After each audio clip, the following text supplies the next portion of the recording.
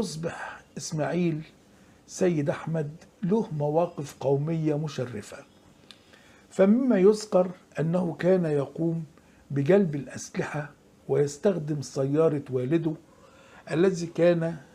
يتمتع بحصانة سياسية لا تجيز تفتيش سيارته، ويقوم بتوصيلها هو وصديقه الحميم أحمد النن للمقاومة الفلسطينية في مهدها،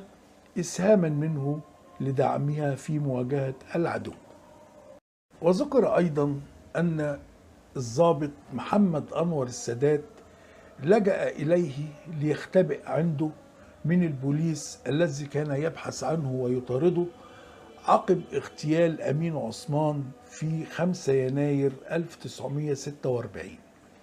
حيث رحب به إسماعيل سيد أحمد وقام بإيوائه وإخفائه